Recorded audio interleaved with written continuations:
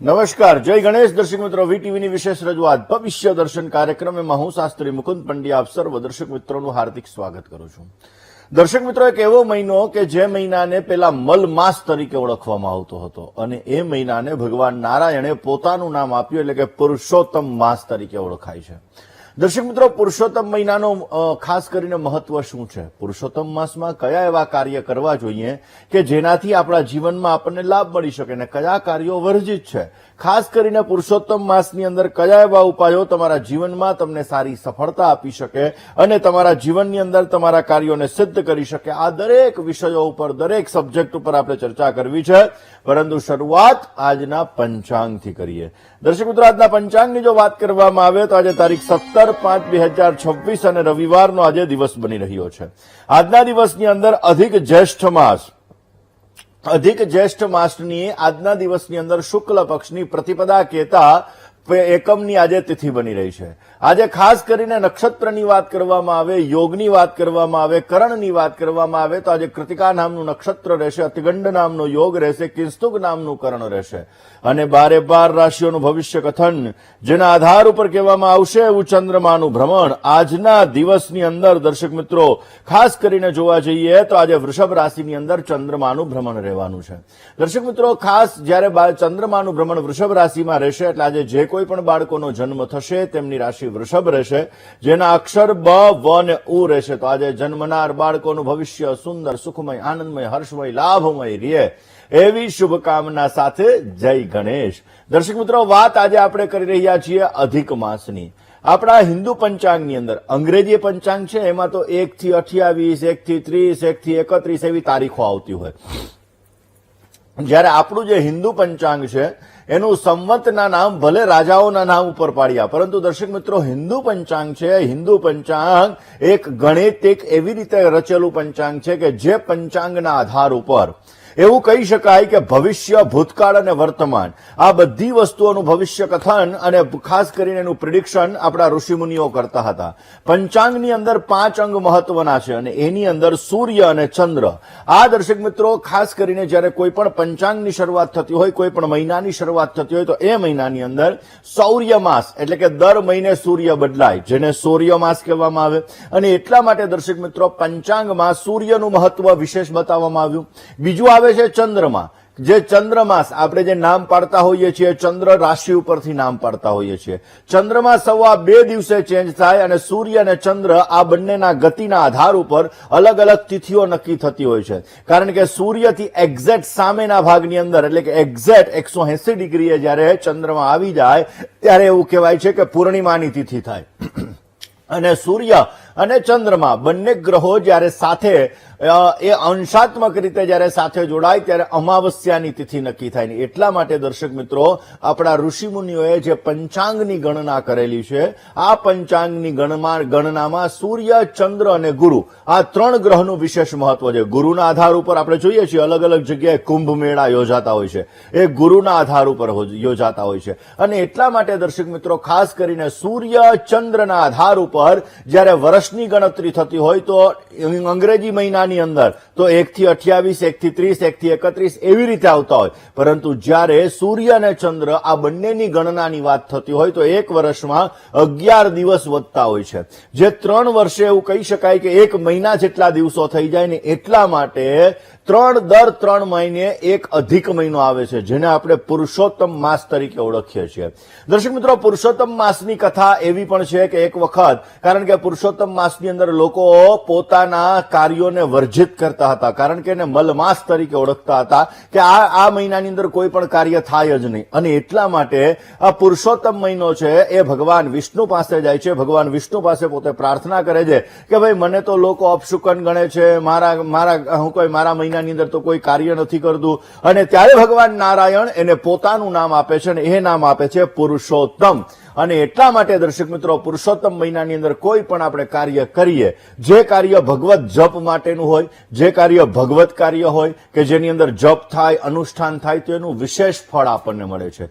100 ગણું ફળ જો મળતું હોય તો એ આ પુરુષોત્તમ મહિનાની અંદર આપણને મળતું હોય છે. એટલા માટે દર્શક મિત્રો, પદ્મ પુરાણની અંદર આની સુંદર મજાની કથા છે અને આ સુંદર મજાની કથાની અંદર ભગવાન વિષ્ણુએ પોતાનું નામ આપેલું હતું, એ પુરુષોત્તમ માસ આપ્યું ને એટલા માટે આ મહિનાની અંદર બને એટલા આપણે જપ કરવા જોઈએ, તપ કરવા જોઈએ. અશ્વમેઘ યજ્ઞ જેટલું ફળ આ મહિનાની અંદર આપણે જપ કરીએ, તપ કરીએ, દાન કરીએ, એના દ્વારા આપણને પ્રાપ્ત થતું હોય છે. દર્શક મિત્રો, ખાસ કરીને આ મહિનો સાંસારિક જે આપણા જીવનની અંદર એવું કહી શકાય કે સાંસારિક વગેરે વગેરે જે આપણા જીવનની અંદર મોહમાયા સર્જાયેલી હોય છે, આ મોહમાયાના ત્યાગ માટે આ પુરુષોત્તમ માસ એ ઉત્તમ ગણવામાં આવે છે.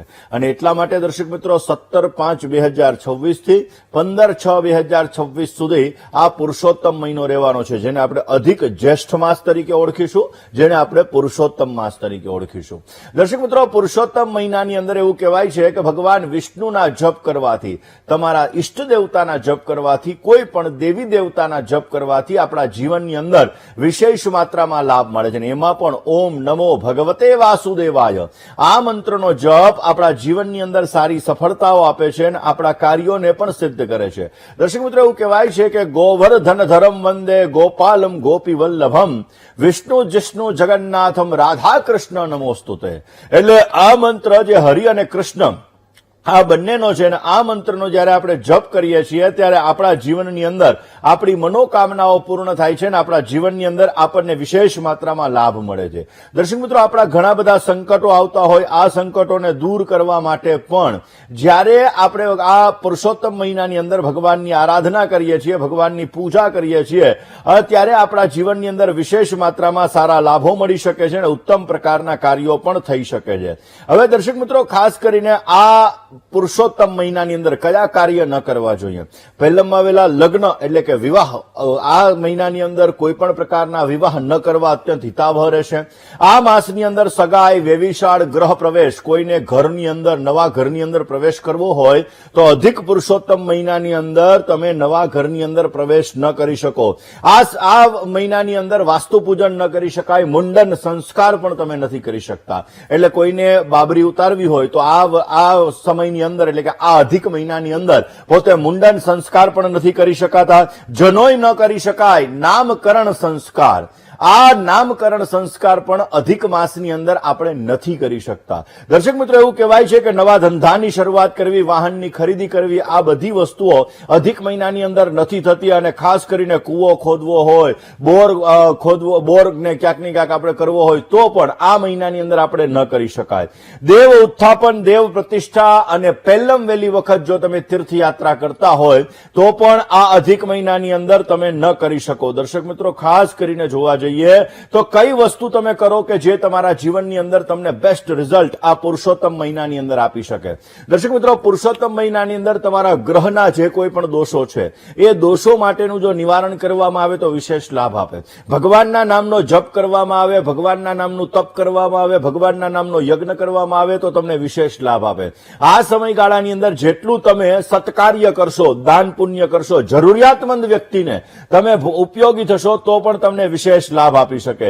ગ્રહ, ખાસ કરીને ગ્રહ દોષ, રુદ્રાભિષેક, વિષ્ણુ યાગ વગેરે કર્મ જો તમારે કરવા હોય તો આ સમયગાળા દરમિયાન તમે કરી શકો. જપ, તપ, દાન, રામાયણનો પાઠ, શ્રીમદ ભાગવતજીનો પાઠ, આ બધી વસ્તુઓ તમે પુરુષોત્તમ મહિનાની અંદર કરી શકો. વિષ્ણુ સહસ્રનો પાઠ કરી શકાય, એકાદશીનું વ્રત કરી શકાય. અરે ધર્મ રાજાનું ઉજવણું, ધર્મ રાજાનું વ્રત પણ આ મહિનાની અંદર તમે કરી શકો. પૂર્ણિમા વગેરેનું વ્રત કરવાથી પણ આ મહિનાની અંદર તમને બેસ્ટ રિઝલ્ટ મળી શકે. વાત દર્શક મિત્રો કરવી છે, પુરુષોત્તમ મહિનાની અંદર તમારા વિઘ્નોને દૂર કરવા માટે, તમારી સમસ્યાઓને દૂર કરવા માટે, તમારા કાર્યોને સિદ્ધ કરવા માટે, તમારી મનોકામના પૂર્તિ કરવા માટે, તમારા સંકટોના નાશ કરવા માટે કયા એવા મંત્રનો જપ કરવો કે જે મંત્ર તમારા જીવનની અંદર તમને લાભ આપી શકે. દર્શક મિત્રો, તમારા જીવનમાં વધારે પડતા સંકટો આવી રહ્યા છે, વધારે પડતી સમસ્યા આવી રહી છે તો રામ અને કૃષ્ણનો એક મંત્ર છે કે જે મંત્રનો જપ કરવાથી તમને લાભ મળી શકે. હરે કૃષ્ણ હરે કૃષ્ણ હરે રામ આ જે મંત્ર છે આ મંત્રનો તમે વિશેષ માત્રામાં જપ કરશો તો અવશ્ય તમે માનસિક તણાવથી મુક્ત થઈ શકશો. તમારા જીવનની અંદર સંકટો છે, સમસ્યાઓ છે, તકલીફો છે, તો તકલીફો આ મહિનાની અંદર આ મંત્રનો જપ કરવાથી તમારી દૂર થતી જણાશે. દર્શક મિત્રો, આમ તો પુરુષોત્તમ મહિનામાં દાનનું વિશેષ મહત્વ છે, પણ કોને દાન આપવું? જરૂરિયાતમંદ વ્યક્તિને. જેને જરૂરિયાત નથી એવા વ્યક્તિને નહીં. જે જરૂરિયાતમંદ વ્યક્તિ છે આવા વ્યક્તિઓને જો તમે દાન આપો, તમારી શ્રદ્ધા અનુસાર ભોજનનું દાન આપી શકો, વસ્ત્રનું દાન આપી શકો, અનાજનું દાન આપી શકો, દીપનું દાન આપી શકો, ધનનું દાન આપી શકો. આ બધું દાન આપવાથી તમારા જીવનમાં આવતા સંકટો દૂર થાય. માની લો તમે સંકટોથી ઘેરાયેલા છો, સમસ્યાઓ વધારે છે, તો આ મહિનાની અંદર રોજ સાંજના તળાવના કિનારે, નદીના કિનારે, કોઈ પણ મંદિરની અંદર તમે દીપદાન કરો.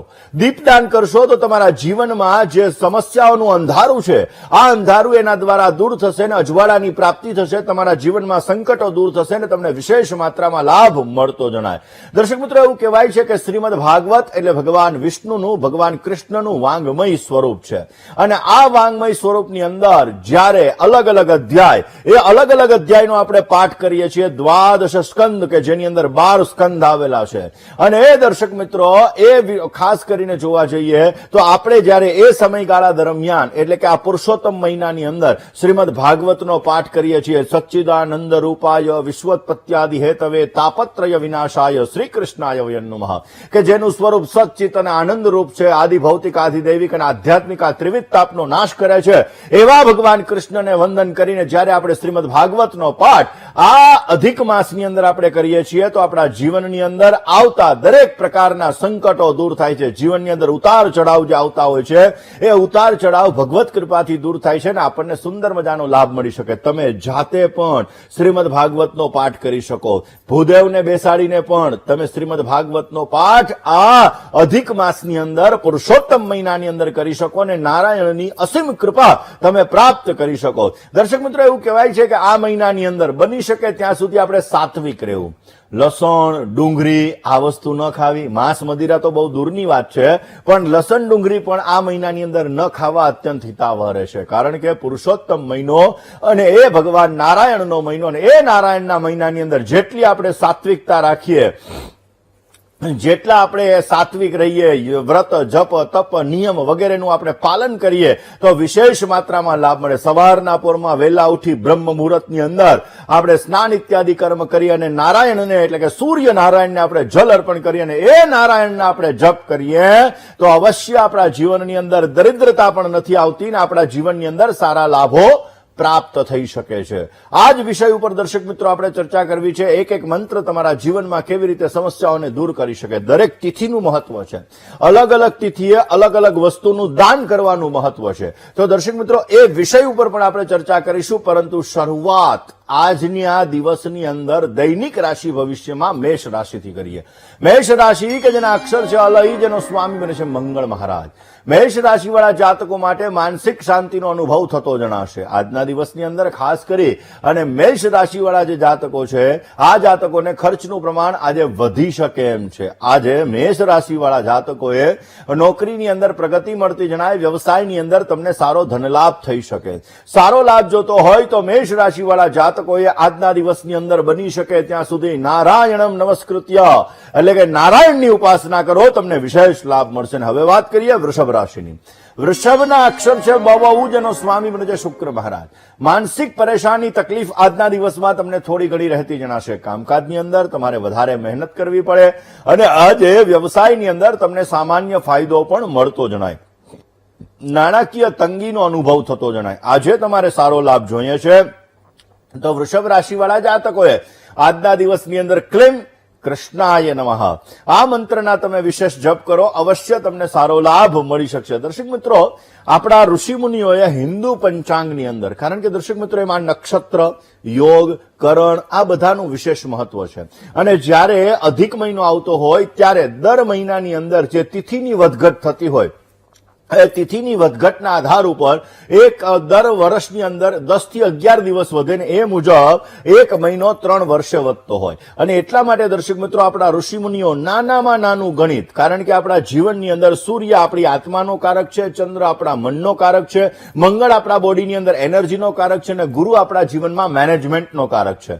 અને જ્યારે આ બધા ગ્રહો છે, આ બધા ગ્રહોની ચાલ આપણા ઋષિમુનિઓએ ક્યાંક ને ક્યાંક પંચાંગની અંદર ગણિતિક પદ્ધતિ દ્વારા પ્રતિભા એ દર્શાવવામાં આવેલી છે અને એટલા માટે દર્શક મિત્રો એનું વિશેષ મહત્વ આપણા જીવનમાં છે અને એટલા માટે આપણે આપણી સંસ્કૃતિને જાળવી રાખવી બહુ જરૂરી છે, કારણ કે આપણી પ્રાચીન સંસ્કૃતિ જેની અંદર એવા બધા રાજો છુપાયેલા છે, એવી બધી વસ્તુઓ છે કે જેના આધાર ઉપર એ ગણિતને જો આપણે સમજી લઈએ, એ વિજ્ઞાનને જો આપણે સમજી લઈએ તો આપણા જીવનની અંદર આપણને વિશેષ લાભ મળે, જેની અંદર આપણા ઋષિમુનિઓએ માન્યતા સાથે વણી દીધું, અલગ અલગ વસ્તુઓને માન્યતા સાથે વણી કે ભાઈ બહેનોએ 16 શણગાર કરવા, એની અંદર પગની અંદર પાયલ પહેરવી, તો આપણને એવો વિચાર આવે કે ભાઈ પગમાં પાયલ શું કામ પહેરવાની, પણ પૃથ્વીમાંથી નેગેટિવ અને પોઝિટિવ બે પ્રકારની એનર્જી નીકળતી હોય છે. હવે જ્યારે ચાંદીનો ગુણધર્મ છે નેગેટિવ એનર્જીને રોકી રાખવી, જ્યારે પગની અંદર આપણે પાયલ પહેરીએ છીએ ત્યારે એ નેગેટિવ એનર્જીને રોકી લે છે અને એના લીધે પાયલ અમુક સમયે કાળી પડી જાય છે, જેના લીધે અમુક જે લેડીઝને ખાસ કરીને ગાયનેક રિલેટેડ પ્રોબ્લેમ સર્જાતા હોય ન સર્જાય. એટલા માટે દર્શક મિત્રો અલગ અલગ વસ્તુઓ, જેની અંદર કાનની બુટ્ટી આવે, નાકનો દાણો આવે, આ 16 શણગારનું જેમ વિશેષ મહત્વ છે એમ પંચાંગમાં તિથિ, નક્ષત્ર, યોગ, કરણ આ બધી વસ્તુઓનું વિશેષ મહત્વ છે અને એના આધાર ઉપર જ્યારે ભવિષ્ય કથન આપણે કરતા હોઈએ છીએ. તો દર્શક મિત્રો ખાસ આપણે અધિક મહિના ઉપર ચર્ચા કરી રહ્યા છીએ અને આ અધિક મહિનાની અંદર કઈ વસ્તુઓ વર્જિત છે, કેવા ઉપાયો કરવા જોઈએ, કયા મંત્રનો જપ કરવો જોઈએ, કઈ તિથિએ કયા પ્રકારનું દાન કરવું જોઈએ, આ વિષય ઉપર આપણે ચર્ચા કરીએ. પણ એક કોલર મિત્ર સાથે પહેલા વાત કરી લઈએ. હલો હલો હેલો, જય ગણેશ. જય ગણેશ. હાજી, 22/9/2000 22/9/2000 નામ પાડ્યું છે, કોમલ. જન્મ સમય સવારે 6 ને 14. સવારે 6 અને 14 અને જન્મનું સ્થળ હાલોલ. શું પ્રશ્ન હતો? મેં સરકારી નોકરી માટે તૈયારી કરું છું. મારે સરકારી નોકરીનો યોગ કેવો છે? ચલો આપણે જન્માક્ષરની વાત કરીએ. તમારા જન્માક્ષરની અંદર સૂર્ય બુધનો બુધાદિત્ય યોગ છે, બુધ સ્વગૃહી છે, વાણી ઉપર તમારો જબરજસ્ત પ્રભાવ છે, ચંદ્ર રાહુનો ગ્રહણ યોગ છે, મન દ્વિધામય કરાવે, અમુક સમયાંતરે માઇન્ડમાં થોડી ઘણી નેગેટિવિટી ક્રિએટ કરે, ગુરુ શનિનો આધ્યાત્મિક યોગ છે ભાગ્ય ભુવનની અંદર, અને સૂર્ય મહારાજ તમારા કેન્દ્રમાં બિરાજમાન છે. સૂર્ય વ્યયાધિપતિ બની અને લગ્ન ભુવનની અંદર બિરાજમાન છે. મહેનત કરશો તો તમને ફળ મળી શકે, પણ ભાગ્યમાં રહેલો શનિ એન્ડ મુમેન્ટ ઉપર ક્યાંક ને ક્યાંક રૂકાવટો ઉત્પન્ન કરાવે. ચિંતા કરવાની કોઈ જરૂર નથી. ચંદ્ર રાહુના ગ્રહણ યોગની પૂજા કરી રોજ સવારના ગાયત્રી મંત્રનો જપ કરો, વિશેષ તમને લાભ મળશે અને ભગવત કૃપાથી ગવર્મેન્ટ દ્વારા તમને સારો લાભ મળતો જણાય. રોકાઈએ નાનકડા એવા વિરામ માટે, ક્યાંય ન જશો. જોતા રહો વીટીવીની વિશેષ રજૂઆત ભવિષ્ય દર્શન. જય ગણેશ.